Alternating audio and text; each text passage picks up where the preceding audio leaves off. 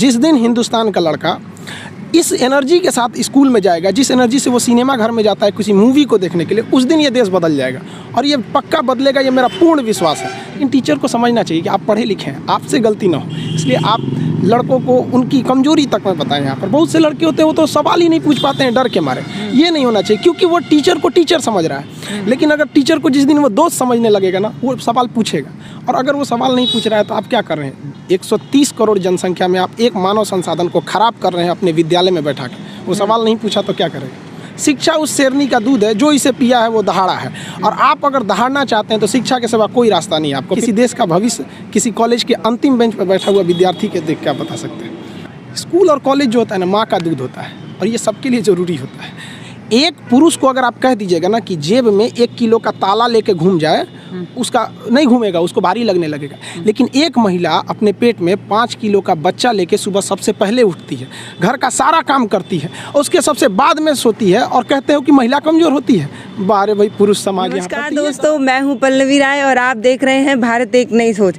अभी हमें खान सर मिले हैं। आप जानते होंगे, उनके बारे में बखूबी जानते होंगे। इनके पढ़ाने का अंदाज जो है वो लाजवाब है। हालांकि मैं कोई भी तैयारी नहीं करती हूँ तो भी मैं इनका वीडियो देखती हूँ। बहुत अच्छे तरीके से पढ़ाते हैं। और आज हम लोग जा रहे थे एयरपोर्ट पे, सर दिख गए तो हम लोग इनको पकड़ लिए हैं और अब इनसे बातचीत करेंगे और इनसे जानने की कोशिश करेंगे कि ये जो लाजवाब वाला अंदाज है वो कहाँ से आया है। तो सबसे पहले आपका बहुत बहुत स्वागत है। धन्यवाद आप लोग को भी, नमस्कार आप सब लोग को। आप तो इतने फेमस हैं, आपको तो बहुत से यूट्यूबर्स परेशान करते होंगे। नहीं, ऐसी बात नहीं है, ये तो अच्छा ही है आप लोग की, आप लोग जागरूक रहते हैं लोग। खैर इसमें फेमस होने की क्या बात है? जो भी इंसान जो लोगों को चाहिए, जो डिमांड है, जो भी देगा लोग उसे पसंद करेंगे लोग। तो यही हमारा भी कहना है। अच्छा ये बताइए, आपका ये जो पढ़ाने का लाजवाब तरीका है, ऐसे टीचर लोग जो होते हैं बड़े सीरियस रहते हैं, आपका जो पढ़ाने का तरीका है वो कभी कभी बे भी आ जाता है बात में, अबे तबे भी आ जाता है, ये कैसे होता है? देखिए, हर चीज़ में इवोल्यूशन ज़रूरी है। अगर आप किसी चीज़ में बदलाव नहीं लाइएगा तो वो चीज़ एक पतन हो जाएगा। आप अगर आज से 30 साल पहले देखिए तो मोबाइल का ज़माना नहीं था, टेलीफोन था, थोड़ा चेंजिंग आया कि नहीं आया?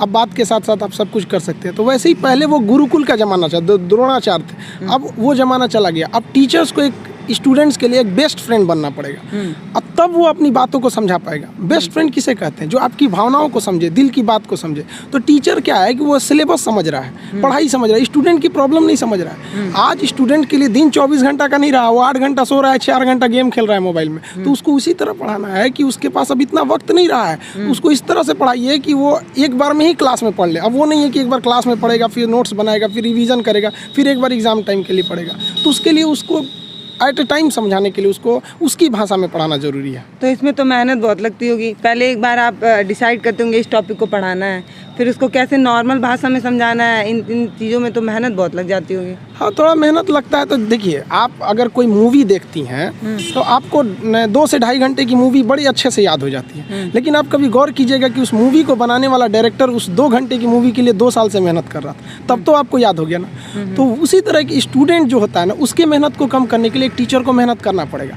उसे प्रेजेंटेशन देना पड़ेगा, उसे अपनी भाषा में बताना पड़ेगा कि एक लड़का जो है वो भोजपुरी बेल्ट का है। भोजपुरी वालों को तो पहले ये लगता है कि हम बहुत पीछे हैं। अरे भाई, तुम नहीं पीछे हो, जितना एक CBSE ICSE बोर्ड का जानता है उतना ही तुम जानते हो। बल्कि ये जो गांव के लड़के हैं ये ज़्यादा मेहनत करते हैं, 20-20 किलोमीटर साइकिल चला के आते हैं। किसी शहर के लड़के के लिए पॉसिबल नहीं है उतना, तो ये ज़्यादा मेहनत करते हैं। तो इनके लिए क्या होता है ना कि इनके पास सुविधाएं नहीं हैं। लेकिन अब डिजिटल इंडिया आ चुका है, अब हर चीज़ उनको डिजिटली दिखता है, प्रेजेंटेशन अच्छे से दिखता है, तो उनके अंदर भी एक एनर्जी आती है, उनको भी लगता नहीं हम भी कर सकते हैं। तो टीचर्स की मेहनत जरूरी होता चाहिए करने के लिए।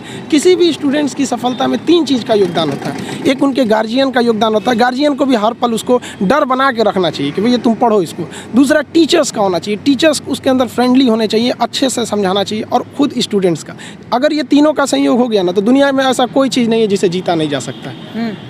अच्छा, आपका एक वीडियो देख रहे थे जिसमें आप साइंस समझा रहे थे औरतों के बाल सुखाने से लेके, कि औरतों को तो साइंस का ज्ञान ही नहीं होता है लेकिन तभी वो अपना बाल सुखाती हैं और इसके पीछे ये वाला साइंस काम करता है। कैसे इतना अच्छा एग्जाम्पल कहाँ से? हमको बड़ा खुशी हुआ कि आप मीडिया से जुड़े हुए, आप एक सजग पत्रकार हैं। हम भी आपका कई बार आपका ग्राउंड रिपोर्टिंग देखे हैं, काफ़ी अच्छा लगा। हमको ये खुशी हुई कि आप एक पढ़ाई का भी टॉपिक आप लोग इतना देखते हैं। हमारा ये कहना है कि दुनिया में हर जगह साइंस है, लड़का हर जगह को देख रहा है, तो आप उस चीज़ को बताइए ना। जैसे कहाँ क्या चीज़ है, जैसे आपने महिला का एग्जांपल लिया, तो हमने बताया था कि वहाँ पे लिपस्टिक या काजल क्यों चिपक जाता है, तो वहाँ हम कोहेसिव फोर्स, एडहेसिव फोर्स, ससंजक और असंजक बल बताएं, तो ये लड़के को अच्छे से समझ में आएगा। हर लड़के को पता है काजल, लिपस्टिक। अब हम उसको एग्जाम्पल देंगे किताब का, तो फिर उसके लिए पढ़ाई बोझ लगने लगेगी।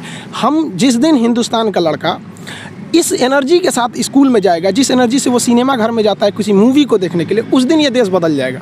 और ये पक्का बदलेगा, ये मेरा पूर्ण विश्वास है। थोड़ा वक्त लगेगा, लेकिन ऐसा नहीं है कि बदलेगा नहीं। तो ऐसे टीचर और कहाँ से ढूंढे? बिहार में हम गए थे चुनावी कवरेज करने, वहाँ पे हमने कई कॉलेज को दिखाया जहाँ की व्यवस्था को देख के तो शर्म आती है कि मतलब कैसी शिक्षा व्यवस्था है। तो एक तो ऐसे शिक्षा व्यवस्था पे फंड बहुत कम आता है, दूसरा ये टीचरों की भी उदासीनता ही देखने को मिलती है। मैडम लोग स्वेटर बिनेंगी, फ़ोन चलाएंगी, टीचर लोग कुछ और करेंगे। हाँ, तो कैसे ढूंढेंगे आप इतने जागरूक टीचर? देखिए, इसमें तो हम कहेंगे थोड़े टीचर्स की भी अपना एक नैतिक गुण बनता है। इसका मतलब जैसे हम सरकारी टीचर्स को, अब बुरा ना मानेंगे लोग, टीचर्स लोग सरकारी टीचर हैं, तो एक अजीब सा फीलिंग आता है कि भाई हमको क्या है, आएंगे चौक लेके पढ़ा के चले। ऐसा नहीं है। टीचर्स का एक नैतिक कर्तव्य भी बनता है। जिस दिन लड़के के अंदर उसको इस तरह से पढ़ाना, पढ़ाई इतना दिलचस्प चीज़ होता है ना कि आपको 1 घंटे का क्लास कब खत्म हो जाएगा पता ही नहीं चलेगा, बशर्ते टीचर्स उस माहौल में देखा हो। देखिए, पढ़ाई की 2 चीज़ें होती हैं। एक टीचर जो होता है ना, वो तो पढ़ लिया, उसका लेवल बहुत ऊपर है, और जो स्टूडेंट है ना, वो तो अभी शुरुआत कर रहा है, तो उसका लेवल बहुत नीचे है। बड़ा अंतर होता है ना ये 2 चीज़ों में समन्वय बनाना। जैसे सुई में धागा डालना, दोनों को एक लाइनर होना जरूरी है, तो ही जाएगा।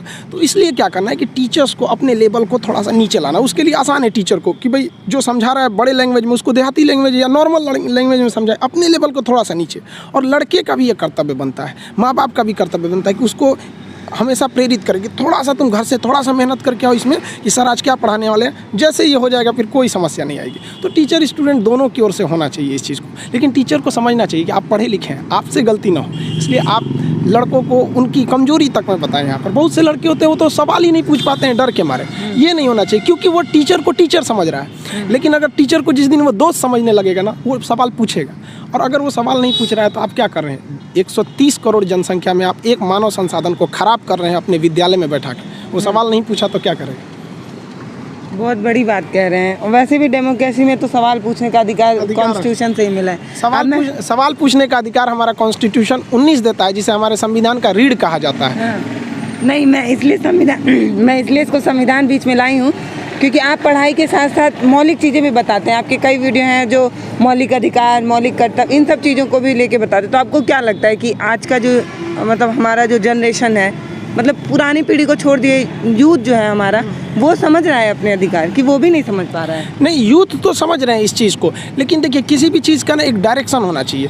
आजकल क्या है ना कि लड़कों के दिमाग में एक बैठ गया है कि हम इंजीनियरिंग के हैं तो हम केवल इंजीनियरिंग ही चीज़ को जानेंगे, ऐसा नहीं कि हम दूसरा जाने। अरे भाई, कुछ आपके रिस्पॉन्सिबिलिटी हैं, कुछ पॉलिटिकल्स राइट हैं आपके, जो आपके कॉन्स्टिट्यूशन ने दिया। ऐसा नहीं है कि आप इंजीनियरिंग के तो आप उसे नहीं देखेंगे। हमको खुशी होती है कि हमारे बहुत सारे लोगों ने वीडियोस में कमेंट करते हैं, इवन बताते हैं कि सर हमको हमारी उम्र 50 साल हो गई है, हमको पढ़ाई से मतलब नहीं है, फिर भी हम आपका ये चीज़ों को देखते हैं अपने अधिकार को जानने के लिए। शिक्षा उस शेरनी का दूध है, जो इसे पिया है वो दहाड़ा है। और आप अगर दहाड़ना चाहते हैं तो शिक्षा के सिवा कोई रास्ता नहीं है आपको, फिर सब हर कदम पे लोग आपको दबा देंगे आपको। इसलिए शिक्षा जरूरी है। आप एनर्जी, दिमाग जो होता है ना, वो बहुत ब्रास्ट होता है, बशर्ते आप उसको कितना एक्सपेंड करना चाहते हैं। लेकिन अगर कंजर्वेटिव रहेंगे कि नहीं हमें इतना ही पढ़ना है, तो गलत होगा। इसी को ध्यान में रखते हुए नई शिक्षा नीति को भी लाया गया है कि अब लड़कों को ब्रॉड थिंकिंग देनी है वहाँ पर। इसी सब के लिए तो धीरे धीरे चेंज हो रहा है, अचानक नहीं होगा इसको, लेकिन हाँ चेंजिंग तो आ रही है। आजकल के युवा में देखेंगे तो कुछ जागरूकता बहुत बढ़ी है पहले की तुलना में।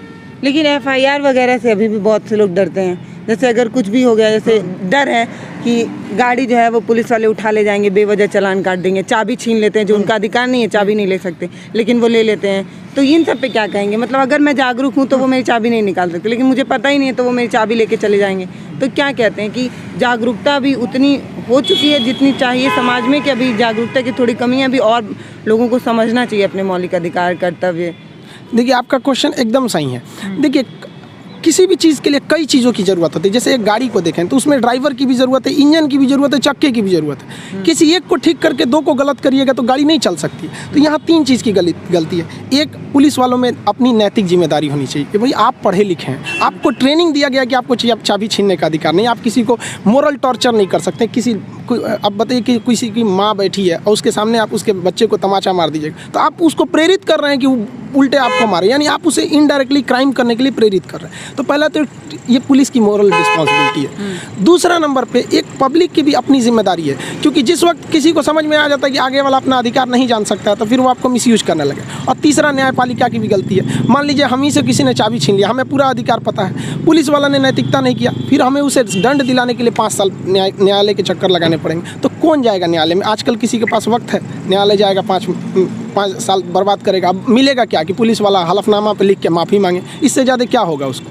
कुछ नहीं होगा। तो तीनों चीज़ को सुधारना पड़ेगा। इसमें सबसे जल्दी अगर कुछ सुधारा जा सकता है, न्यायपालिका तो बहुत लंबा प्रक्रिया हो जाएगा सुधारने में, न्यायपालिका में बोझ भी। इसमें सबसे जल्दी अगर सुधारा जा सकता है तो पुलिस की नैतिक जिम्मेदारी। पुलिस आप हमारे दुश्मन नहीं, हमारे हेल्प के लिए। और लोगों की भी जिम्मेदारी है। पुलिस की जिम्मेदारी है कि आप हेलमेट पहनिए, ये उसको सिखाएगा। ये हमारी जिम्मेदारी है ना कि हम हेलमेट पहने, हमारी सेफ्टी के लिए। तो सबका है, आप किसी एक नहीं, आपकी बात तो सही है, लेकिन जब पुलिस वाले दूसरे का हेलमेट नहीं पहनने पे चालान काटते हैं और खुद ही ट्रिबलिंग करके बिना हेलमेट के जाते हैं, तो बुरा तो लगता है। बुरा ना कि लगता आप है, मुझे ये बात- सिखा रहे हैं, आप खुद ही नहीं काम कर रहे हैं। ये बात तो सही है। तो नैतिकता पुलिस में लानी पड़ेगी। वरना आप देखिएगा, अगर अमेरिका से हम अपनी कहते हैं कि हम कब अमेरिका या ब्रिटेन बराबर होंगे, तो आप वहाँ देखिए व्यवस्था में, वहाँ पुलिस फ्रेंडली रहती है आपके लिए यहाँ। तो ये चीज़ें आनी पड़ेगी वहाँ पे। पुलिस में भी थोड़ा सा ये चीज़ें है, नैतिकता का अभी भी उतना पर्याप्त नैतिकता नहीं है। आप मीडिया में थे, फिर टीचर बन गए, अभी क्या कर रहे हैं? मतलब आप चेंज कैसे कर लिए? अभी मैं जितना मुझे पता चला है कि आप आज तक या फिर ऐसे किसी मीडिया से जुड़े हुए थे। देखिए हम हम जैसे हमें एनालिसिस करने के लिए न्यूज़ चैनलों पे दे दिए जाते थे। जैसे मान लीजिए कोई राफेल जहाज आया या कोई ये चीज़ें आ गई, तो उस पर मीडिया में हमसे जैसे बिहार तक हो गया, न्यूज़ तक, ये लोग दे देते हैं कि सर इसका एक एनालिसिस करके हमको दे दीजिए। हम वो दे देते हैं उन्हें, एनालिसिस करके थोड़ा सा उन लोग को सहूलियत हो जाती है। यही बेसिकली तो हम लोग एक टीचर ही हैं। और टीचर क्या, एक स्टूडेंट्स क्या फ्रेंड कहिए यहाँ पे, उनको उनकी भाषा में समझना है। अब बहुत हो गया स्टूडेंट्स के लिए कि नहीं आपको अर्बन एरिया में रहना चाहिए, आपको इंग्लिश आनी चाहिए। नहीं, हम उसको उसकी भाषा में समझाएंगे और बेहतरीन वो समझता भी है इस चीज़ को। तो मैं ये पूछ रही थी, कितने साल आप ऐसे मीडिया एज ए जर्नलिस्ट काम किए हैं? जर्नलिस्ट कहेंगे, क्या कहेंगे उसको? हम जर्नलिस्ट तो हम नहीं कहेंगे, हम एक तरह से कहिए कि जो नॉलेज था उसको आके मीडिया के प्लेटफॉर्म पे दे दिए। क्योंकि मीडिया कितना साल किया आपने ये काम? ज़्यादा दिन तक हमने नहीं किया। अभी जैसे 3-4 महीने तक किए हैं वहाँ पे। अभी भी बहुत सारे न्यूज़ वाले आते हैं, लोग कहते हैं कि सर ये चीज़ दे दीजिए, तो दे देते हैं। क्या दिक्कत है? नॉलेज बांटने से बढ़ते रहता है। अभी आप क्या सोच रहे हैं आगे? आप अपनी लाइफ कैसे देखते हैं?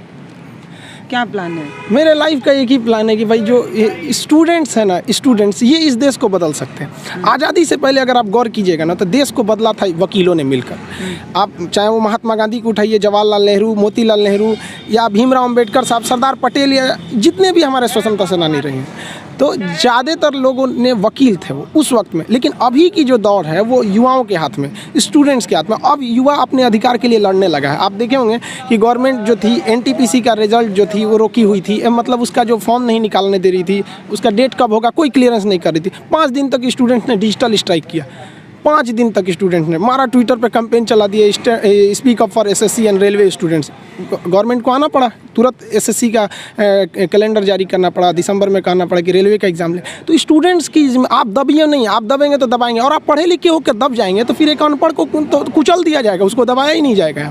तो अब स्टूडेंट्स जाग गया है, अब स्टूडेंट्स को कोई नहीं रोक सकता। आगे वाले देश का भविष्य वही है। और हमारे कलाम साहब ने भी कहा था कि किसी देश का भविष्य किसी कॉलेज के अंतिम बेंच पर बैठा हुआ विद्यार्थी के देख क्या बता सकते हैं।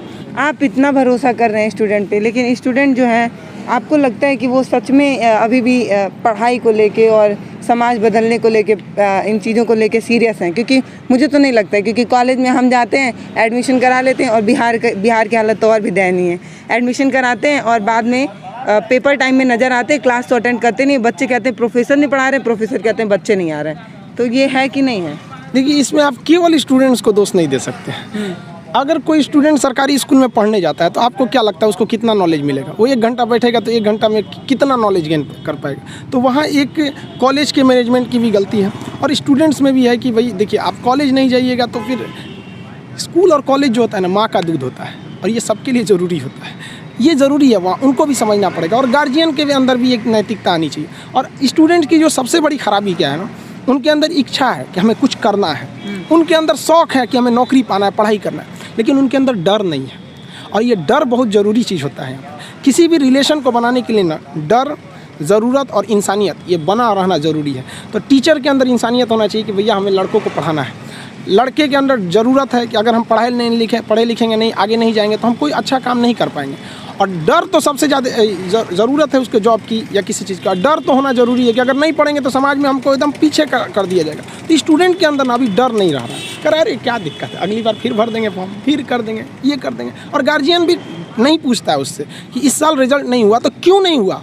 लड़का एग्ज़ाम देने जाता है ना तो उसको पता चल जाता है एग्जामिनेशन हॉल में कि मेरा रिजल्ट होगा या नहीं होगा, और ये रियलिटी है। अगर आप वेट कर रहे हैं ना तो समझिए कि आपकी संभावना कम है रिजल्ट होने की, क्योंकि जिनका रिजल्ट होता है वो एग्जामिनेशन हॉल में समझ जाते हैं। और जब लड़का फेल होता है ना तो एक बहाना खोजने लगता है, ये प्रॉब्लम था, तबीयत ठीक नहीं थी, ऐसा हो गया, जबकि ऐसा चीज़ नहीं है। आप शुरुआत से ही गलती करने आ रहे हैं। तो ये लड़कों की भी भावना है, उनको भी अपने चेंज करना चाहिए इस सोच को। अच्छा, आपको क्या लगता है कि संसाधनों की कमी एक कारण बनता है कि जो गरीब तबके के बच्चे हैं वो आगे नहीं आ पा रहे हैं? ये संसाधनों की कमी एक ताकत है, उनको और ज़्यादा मनोबल बढ़ता है इन सब चीज़ों से?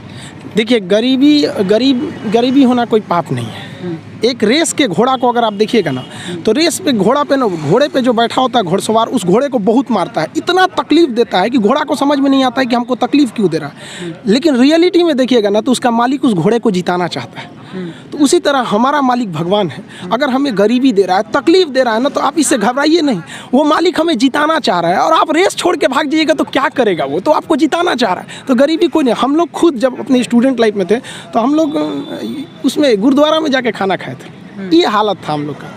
इसीलिए हम भी अब कभी जहाँ पे मतलब फ्री डोनेशन में नहीं, समाज सेवी लोग खाना खिला देते हैं, तो उतना घर से हम लोग कभी कुछ नहीं था तो वहाँ जाके खाना खा लेते थे। इसीलिए अब जब आदमी के पास है तो हम लोग भी थोड़ा अनाथ आश्रम या ऐसे चीज़ों पे हेल्प कर देता है। तो ऐसा नहीं है कि हम लोग भी बहुत बड़े घर से आए थे लोग, ऐसा नहीं है। तो गरीबी कोई बाधा नहीं उत्पन्न करती है, लेकिन अगर आपके दिमाग में बैठ जाएगा हम गरीब हैं, कुछ नहीं कर सकते हैं, ये सबसे बड़ी बाधा है। गरीब बच्चों का कहना ये होता है कि हमें वो संसाधन नहीं मिल पा रहा है, हम महंगी किताबें नहीं खरीद पा रहे हैं, हम अच्छी कोचिंग में नहीं जा पा रहे हैं, इसलिए हम अच्छे प्रिपेयर नहीं हो पा रहे हैं। हमें एक अच्छा कोचिंग मिलना चाहिए, प्लेटफॉर्म मिलना चाहिए, किताबें मिलनी चाहिए।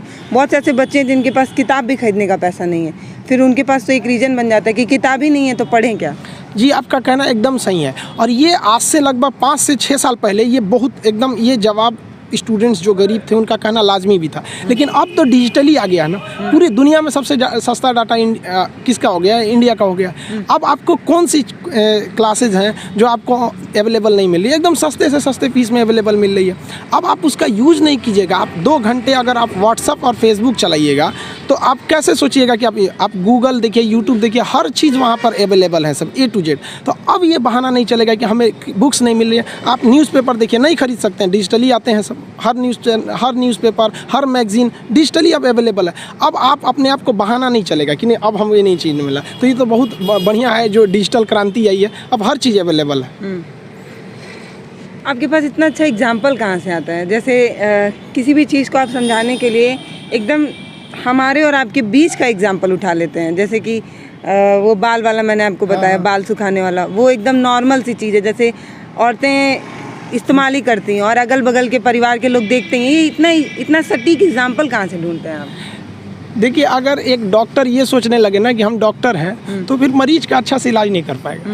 अगर डॉक्टर ये सोचे ना कि हम भी मरीज हैं और ये सोच के वो इंजेक्शन लगाए कि हम अपने को लगा रहे हैं तो फिर उस मरीज को बड़ा कम दर्द होगा। तो टीचर जब ये सोच के पढ़ाने लगेगा ना कि हम टीचर हैं तो फिर स्टूडेंट को समझने में दिक्कत आ जाएगा। तो टीचर को ये सोचना चाहिए ना कि हम भी एज एक स्टूडेंट की तरह ही हैं और एकदम मिनिमम भाषा, मतलब एकदम नॉर्मल भाषा में उसे समझा सके। तो इसीलिए आदमी को खोजते रहता है किस भाषा को वो समझ सकता है, इसलिए आदमी उस भाषा में बताता है। तो आपको क्या लगता है कि समाज जो है वो अब सुधर रहा है शिक्षा को लेके? आगे आप उम्मीद कर रहे हैं कि हम एक बेहतर समाज में जाएंगे जहाँ पे लोग कम से कम अपने एक डेमोक्रेटिक कंट्री में रहने का गौरव महसूस करेंगे? क्योंकि अभी तो नहीं लगता है कि हम एक डेमोक्रेटिक कंट्री में, क्योंकि आप बोल नहीं पाते हैं कभी भी। सिस्टम लड़कियों के लिए और ज़्यादा है। सोशल मीडिया पे देखिए, अगर लड़कियाँ किसी चीज़ के खिलाफ लिख रही हैं, चाहे वो धर्म हो, चाहे वो चीज़ हो, कोई भी चीज़ हो, अगर लड़कियाँ लिख देती हैं ना तो फिर तुरंत उनकी जाति को लेकर टारगेट किया जाता है, उनके लिंग को लेकर टारगेट किया जाता है। तो ये क्या लगता है? क्योंकि एक डेमोक्रेटिक कंट्री में तो बोलने का अधिकार तो मिलना चाहिए। मिल रहा है आपको लग रहा है? देखिए, ऐसा नहीं है कि हम ये कह देंगे कि मिल नहीं रहा है। मिल तो रहा है, लेकिन देखिए अगर हम लोग भारत को अगर विश्व के परिप्रेक्ष्य में देखेंगे तो भारत बहुत दुनिया का सबसे बड़ा लोकतंत्र ही मानते हैं, लेकिन ये एकदम नया लोकतंत्र है। हमें अंग्रेजों ने 1947 में अंधेरी गली के मुहाने पे छोड़ के गए थे, तो उस वक्त से धीरे धीरे सुधार हो रहा है। इसमें दो चीज़ें की ज़रूरत है। जो लोग अपने आप को पुरुषवादी समाज समझते हैं कि सब कुछ पुरुष ही कर सकता है, तो हम उन लोगों से पूछना चाहते हैं कि तू 1947 से लेकर 2020 तक क्या कर रहे हो, क्यों नहीं देश आगे गया? क्योंकि देश ने महिलाओं को बराबरी का मौका ही नहीं दिया, और जिस दिन ये महिलाएं आ जाएंगी ना उस दिन देश आगे चला जाएगा। और अगर ये हम लोग ये सोचते रहेंगे महिलाओं को छोड़ के आगे बढ़ जाएंगे, तो फिर आप 1947 से लेकर 2020 आ गया, क्या कर लिए यहाँ पर? एक पुरुष को अगर आप कह दीजिएगा ना कि जेब में 1 किलो का ताला लेके घूम जाए, उसका नहीं घूमेगा, उसको भारी लगने लगेगा। लेकिन एक महिला अपने पेट में 5 किलो का बच्चा लेके सुबह सबसे पहले उठती है, घर का सारा काम करती है, उसके सबसे बाद में सोती है, और कहते हो कि महिला कमज़ोर होती है। बारे भाई पुरुष समाज यहाँ पर, तो ये गलत है। बराबरी जिस दिन आप देखिए अमेरिका में जो भी देश आगे हैं, किसी हम पर्टिकुलर जो आगे हैं, वहाँ महिलाओं को बराबरी का अधिकार मिला है। वो समाज का एक अभिन्न हिस्सा है। अगर आप उसे दरकिनार करते हैं तो कभी आप एक उज्ज्वल समाज की कल्पना कर ही नहीं सकते। और ये सोच कैसे आएगी एक पढ़ा लिखा इंसान से? तो जब तक शिक्षा एक ऐसा चीज़ है, रामबाण आप कह सकते हैं इसे, इससे आप जनसंख्या को कंट्रोल कर सकते हैं। हमें नहीं लगता है कि कोई पढ़ा लिखा इंसान है उसके 8-10 बच्चे होंगे, रेयर ही ऐसा होगा कभी आप। लेकिन अगर देखेंगे जिनके 8 है 10 बच्चे हैं, जो जनसंख्या भी तो एक देश का बहुत बड़ा समस्या है। तो इसका मूल जड़ क्या है? अशिक्षा है। अशिक्षा ही तो, शिक्षा से हर चीज़ को दूर किया जा सकता है। तो शिक्षा पे सरकार बेहतर काम कर रही है? देखिए सरकार का सिस्टम इतना बड़ा है ना कि सरकार अगर ऊपर से शिक्षा के लिए देती है, तो एक और हम कहेंगे सरकार से भी कि भाई आप शिक्षा में जिन डिपार्टमेंट को दिया गया है, तो वहाँ पर जो लोग बैठे हैं इसको सुधारने के लिए, पहले ये तो जज कीजिए कि वो लोग ठीक हैं कि नहीं, शिक्षक है कि नहीं। यहाँ पर सबसे बड़ा ये मायने रखता है। अब ऊपर सिस्टम में ही मानवता नहीं है, अब आपकी नैतिकता नहीं है, तो नीचे कहाँ से सुधार हो सकता है? आपने तो सरकारी स्कूल के बच्चों को बोरा पे बैठा के पढ़ा देते हैं, उनमें पहले ही उनकी मानसिकता गिर गई कि हम बोरा पे बैठे हैं और कोई बेंच पे बैठा है। तो ये सब चीज़ों को ख़त्म करना चाहिए। ये डिस्क्रिमिनेशन है, आप उसके साथ एक मानसिक रूप से उसके साथ भेदभाव कर रहे हैं। आपको अब हम ही को कोई बोरा पे बैठा के पढ़ाएगा, अजीब सा लगेगा यहाँ। तो ये सब चीज़ों का बहुत ज़्यादा सुधार है। उसके अंदर सबसे पहले आत्मविश्वास उत्पन्न करना पड़ेगा। नहीं, आपकी कोचिंग में बहुत से बच्चे आते होंगे, तो मैं ये जानना चाहती हूँ कि बहुत से गांव के बच्चे भी आते होंगे और शहरों के बच्चे भी आते होंगे। तो आप जब उनको पढ़ाते हैं तो आपको दिखता है, अंतर दिखता है? जो गांव के बच्चे हैं वो अंदर से अपने आप को सोचते हैं कि अरे मैं तो सरकारी स्कूल से पढ़ा हूँ, मेरे को तो इतना ज्ञान ही नहीं, वो तो CBSE बोर्ड से पढ़ के आ रहा है, बड़े से कॉलेज में पढ़ा है, बड़े बड़े अच्छे टीचर्स पढ़ाए हैं। तो क्या ये सोच बच्चों के अंदर बैठ चुकी है? देखिए हमारे कोचिंग में तो इतने लड़के रहते हैं सब कि हमें ज़मीन पे बैठाना पड़ता है मजबूरी में। तो हमने जो यहाँ बोला ना, तो हमारे यहाँ लड़के मजबूरी में बैठते हैं और शौक़ से बैठते हैं, ऐसा नहीं है। और जहाँ तक बात कहें ना कि CBSE बोर्ड या जो बड़े लोग होते हैं उनके बच्चे अच्छे हैं, तो देखिए एक बात बताते हैं, हथियार कितना भी खतरनाक और बड़ा क्यों ना हो जाए, चलाने वाला खतरनाक होना चाहिए। तो कॉलेज और स्कूल कितना भी अच्छा क्यों ना हो, पढ़ने वाला स्टूडेंट के अंदर मेहनत होना चाहिए। हिंदी मीडियम वालों के अंदर मेहनत ज़्यादा होता है, गाँव के लड़कों के अंदर बहुत मेहनत होता है। उसके पास पसीना होता है ना, तो AC नहीं चलाता है, गमछा से मार लेता है पसीना, हाथ में रुमाल बांध लेता है कि पसीने से कॉपी ना भीगे वहाँ पर। उसके पास तकिया नहीं होता है मोड़ने के लिए, हाथ मोड़ के लगा लेता है तकिया, वो पढ़ता है सुबह उठ के। तो ऐसा नहीं है उनके पास मेहनत नहीं, वो बहुत मेहनत करते हैं। लेकिन उनके साथ सबसे बड़ा कमी क्या है कि आज से 5 साल पहले उनके पास कोई ऐसा साधन नहीं था कि उन्हें अच्छे टीचर मिल सके। अब तो डिजिटली हो गया। ये सबसे फ़ायदा हुआ है गाँव वालों के लिए कि आप डिजिटल, आप गाँव के किसी कोना में बैठ के इंडिया के किसी टीचर से पढ़ सकते हैं। ये सबसे बड़ा फ़ायदा है। और अमीरों को यहाँ पहले बेनिफिट मिलता था कि जो गाँव का लड़का है, बिहार का है, यूपी का है, उड़ीसा का है, गाँव का परिवार, वो दिल्ली जाके कैसे पढ़ेगा? अब कोई दिक्कत नहीं है, आप एक नॉर्मल मोबाइल लीजिए, गाँव से पढ़ सकते हैं। ये सबसे बड़ी क्रांति आई। हाँ, ये सबसे बड़ी क्रांति, और ये क्रांति बहुत बड़ी साबित होगी आने वाले 10 से 15 सालों में।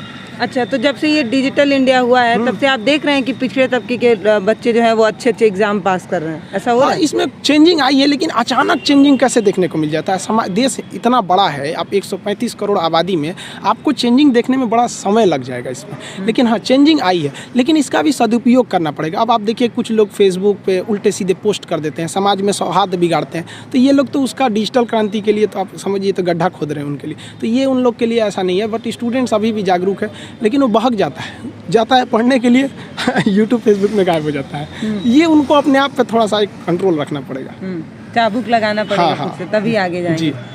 तो देखिए खान सर से हमारी बहुत अच्छी बातचीत हुई है। आप क्या सोच रहे थे? मैंने कौन सा सवाल मिस कर दिया? तैयारी थी नहीं, क्योंकि हम लोग बिहार इलेक्शन कवर करके आ रहे हैं। तो अगर मेरे से कोई सवाल मिस हो गया है तो आप जो है वो कमेंट बॉक्स में लिख लीजिएगा, क्योंकि सर दोबारा मिलेंगे नहीं तो जवाब तो मैं पूछ के ही बता पाऊँगी आपको। आप देख रहे थे भारत एक नई सोच। मैं हूँ पल्लवी राय। धन्यवाद।